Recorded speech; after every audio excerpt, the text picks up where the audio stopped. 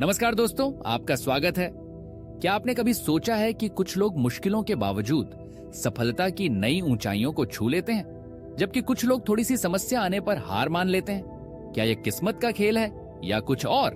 तो आइए शुरू करते हैं। चैप्टर 1, इंट्रोडक्शन टू माइंडसेट्स, मानसिकता का परिचय। अपने शोध की शुरुआत यह समझने से की कि लोग असफलता का सामना कैसे करते हैं। उन्होंने पाया कि कठिन पहेलियां सुलझाने की कोशिश कर रहे बच्चों में दो अलग अलग तरह की प्रतिक्रियाएं थीं। कुछ बच्चे हार मान लेते थे और चिढ़ जाते थे, जबकि कुछ ऐसे भी थे जो इस चुनौती से उत्साहित होते थे और कहते थे, मुझे चुनौती पसंद है। यही से माइंडसेट की अवधारणा का जन्म हुआ।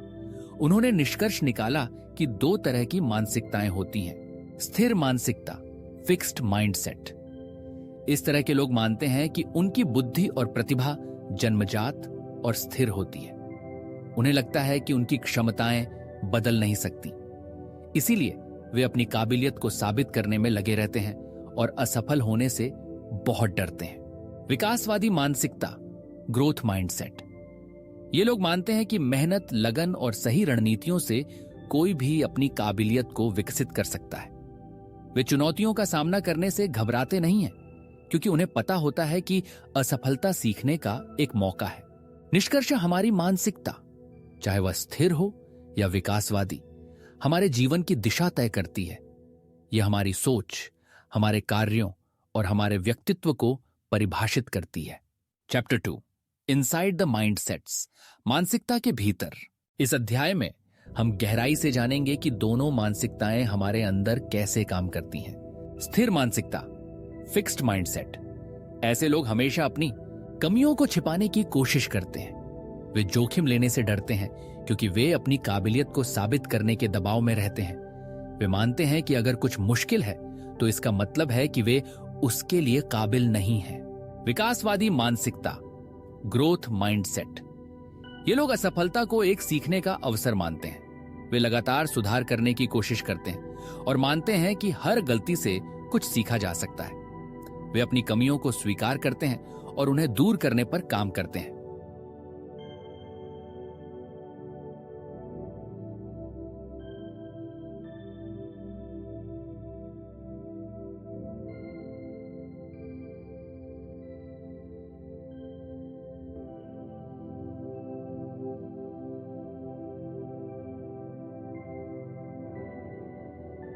उदाहरण, एक छात्र जो स्थिर मानसिकता का है, वह एक कठिन परीक्षा में कम अंक आने पर यह सोचेगा कि मैं इस विषय में अच्छा नहीं हूं। वहीं ग्रोथ माइंडसेट वाला छात्र सोचेगा कि मुझे इस विषय में और मेहनत करने की जरूरत है। Chapter 3, the truth about achievement and ability, उपलब्धि और योग्यता के बारे में सच्चाई। यह अध्याय हमें सिखाता है कि हम अपनी उपलब्धियों और योग्यताओं को कैसे देखते हैं। अक्सर हम सोचते हैं कि महान लोग अपनी प्रतिभा के कारण सफल हुए हैं, कि उनका विकासवादी मानसिकता ने उन्हें महान बनाया है। महानता का भ्रम, हम अक्सर महान लोगों की प्रतिभा को देखते हैं, लेकिन उनकी वर्षों की मेहनत और असफलता को अनदेखा कर देते हैं। माइकल जॉर्डन जैसे खिलाड़ी अपनी कड़ी मेहनत और अभ्यास के कारण ही महान बने। प्रशंसा की शक्ति। अब बच्चों की प्रशंसा कैसे करनी है, यह बहुत महत्वपूर्ण है। अगर हम उनकी बुद्धि की प्रशंसा करते हैं तो उनमें स्थिर मानसिकता विकसित होती है, लेकिन अगर हम उनकी मेहनत और प्रयास की सराहना करते हैं तो वे ग्रोथ माइंडसेट को अपनाते हैं। निष्कर्ष, महानता पैदाइशी नहीं होती, बल्कि मेहनत, लगन और सही सोच से विकसित होती है। Chapter 4, sports, the mindset of a champion. खेल एक चैंपियन की मानसिकता। खेल की दुनिया में भी मानसिकता का बहुत बड़ा रोल है। यह अध्याय हमें बताता है कि एक चैंपियन सिर्फ अपने टैलेंट से नहीं, बल्कि अपनी सोच से चैंपियन बनता है।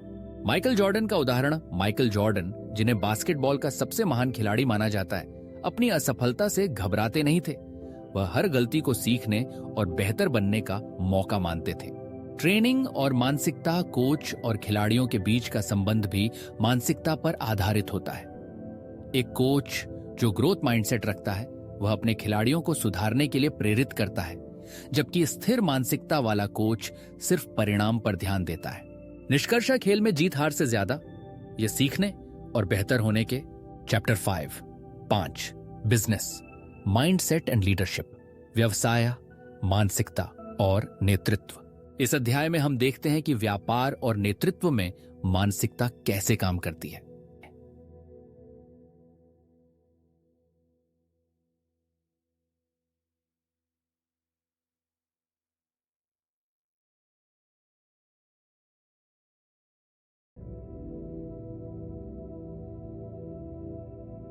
नेतृत्व का अंदाजा स्थिर मानसिकता वाले नेता अपनी सत्ता को बनाए रखने के लिए काम करते हैं। वे अपने कर्मचारियों की गलतियों को बर्दाश्त नहीं करते।